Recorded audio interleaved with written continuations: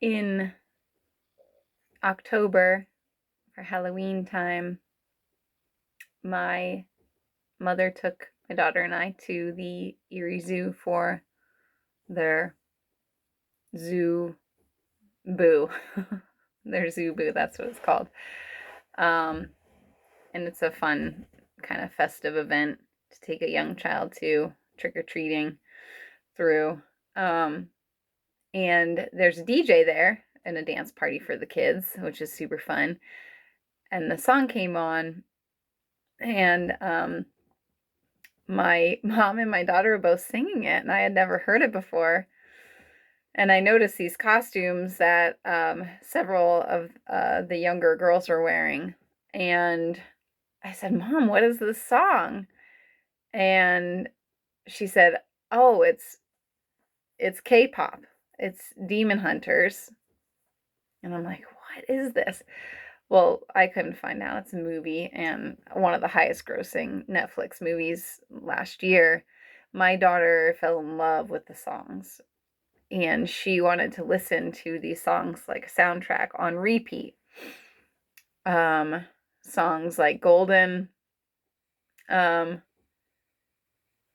Takedown, and What It Sounds Like. And they're moving, they're emotionally driving. And I'll admit, like, they're fun to listen to. Well, we decided over holiday break that we were going to go ahead and finally watch the movies after listening to these songs. If you've not seen the movie, spoiler alert, about 20 minutes in, it's revealed that the main character, whose name is Rumi, has the patterns that mark those who are possessed by demons. Okay. Now, I'm thinking, like, this movie is intense. You know, it's called Demon Hunters. Why do we need children to be concepting this? The violence, even if it is against an evil kind of entity, is outside of my realm of nature. Like, I ascribe to more of a non-violent kind of nature in my life, in my own day to day, and my philosophy of life. That's just who I am. That's how I've been. I'm not saying I've never been violent in some sort of a way, but I just was like, why? How could this movie be for young kids? Right. Well, more and more of her friends had seen it, so I thought, okay, well, we'll give it a try. See how it goes. Maybe we need to be fierce. Maybe we need to learn what strength is in this time period, right? And so 20 minutes in, Rumi reveals the patterns going up her arms and starting to draw into her heart and into her voice. It's affecting her voice. Her voice is the code that creates a network of healing throughout this place. I don't know the whole concept of the story because we didn't get very far. And when that happened, I could see my daughter's face just flush, just what? This realization, like, wait, what? This character I've been admiring, this person that I have been, giving so much energy to, this the way that the music moves me. Like, how could this possibly be? And it just was shocking to her. It shocked her, it stunned her, and she said, I'm done. Stop the movie. I'm not watching this anymore. I'm done. And she was. She was done with it. We said, Azzy, it's just a movie we're watching. Do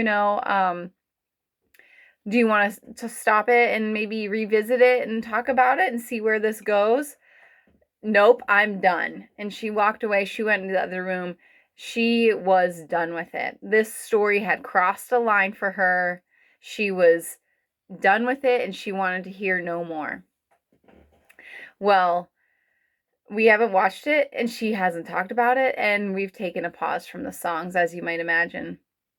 Now, I feel for her. We idolize things. We find something. This was, aside from Peppa, we've had some phases in her childhood development. Peppa Pig, Bluey, Peppa was a big one for a while. Paw Patrol was a big one. And then this song. First it was Pink Pony Club, and then the Demon Hunters songs. But there was a line in what she saw when she was just decided in her entire being that this was no longer part of what she wanted to consume. And I feel like as a humanity, as a human, as a world connected on a human level, when are we going to get to this point? I admittedly have had the privilege in my earlier lifetimes of looking away when things got uncomfortable. It doesn't apply to me. What I'm seeing doesn't apply to me, so I don't need to worry myself with it. But the way that we're living life now, connected, most of us, and there's some who are not, who choose not to have social media, aren't connected in this way. You're still maybe seeing something in the news, and I'm talking about just the inhumane killings that are happening on a regular basis that we are becoming more and more desensitized to. And we can't shut down in front of it. We can't turn away from it. That strength is to say, this is what I'm seeing, and not block it out and pretend it doesn't exist. And I am using the strength card for the image of this video because I pulled it last night.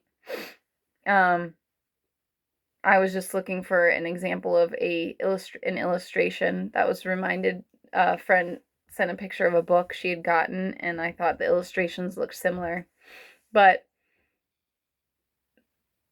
when I wanted to come on with a message today that felt like a significant card to put on there, and I really just want to touch base because it's so alarming what we're seeing, and it's so sad that people who are going about living their lives, witnessing what's happening, and are being irrationally, illegally, unjustly murdered. This isn't new stuff.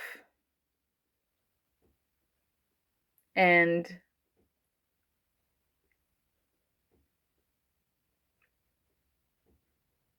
I think the biggest thing that I wanted to say here today is that, we're in this mode, I feel like, of constantly recalibrating to suit what is going on around us. My generation, the mothers, the fathers, how do we continue to attempt to build something on the premise of what is here right now? So much uncertainty. I want for my daughter to have something for herself later on in life that she can build from, resources, legacy.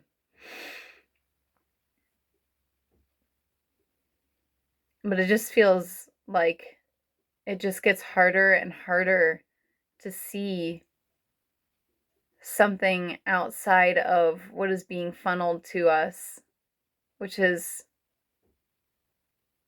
horrific and terrible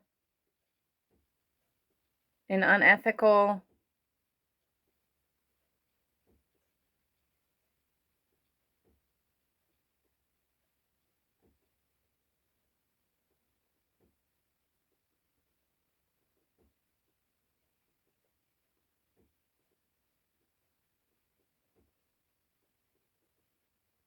Renee Good was murdered in Minneapolis yesterday. She is a mother of a 6-year-old son. I have a 5-year-old daughter. She was using her car as a possible barricade for ICE agents to get to a mass of people, but also she was just observing, and she was qualified to do so.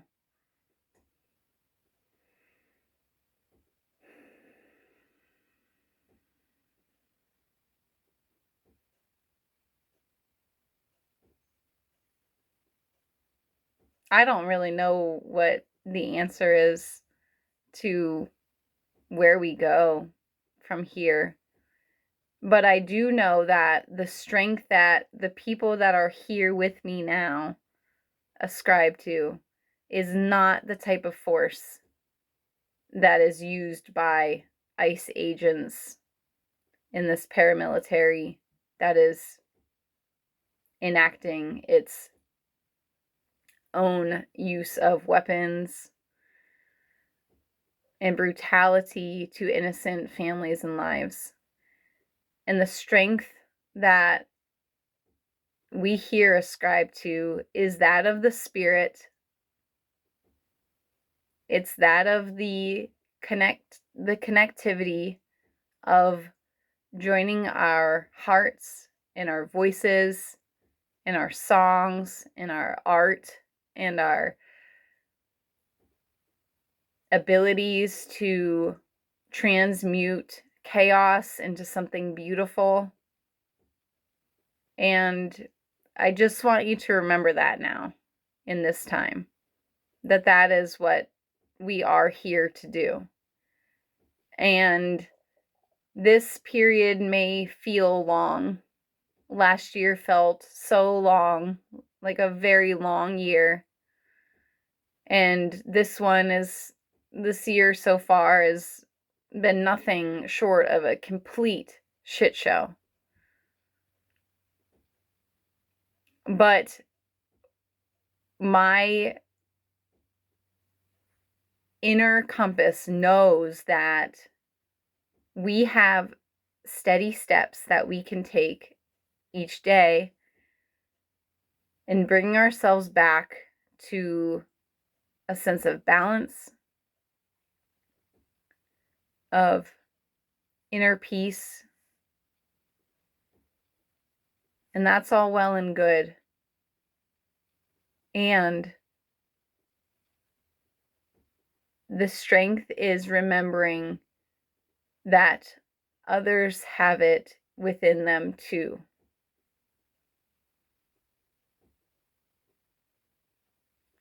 We're not here to incite violence. That's not our nature. That's not our way. We're here to remind people that the peace is within them, and that's where we begin. So,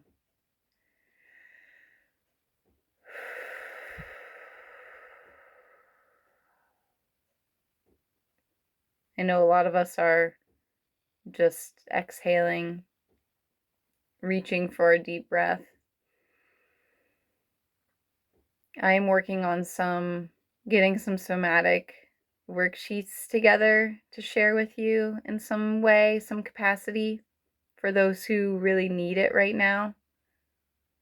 And I also want to remind you again of the Dream Seeds incubation that is coming up February 15th. It's a little over a month and a week away.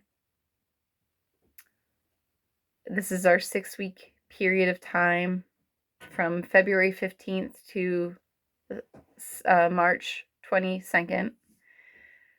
that we're going to be incubating with our dream space. We're going to be holding ourselves accountable to connect with the astral realm, our subconscious, the messages and the metaphors and the meaning within that space. And it's going to look different for everybody, but that's why this is such a unique opportunity for learning experientially, so that you can be self-guided, so that we can convene as a community, and that your experiences will guide a transformative journey during that period from midwinter to when spring arrives, so that our seeds that we're gestating with in the darkness right now, in this extreme darkness,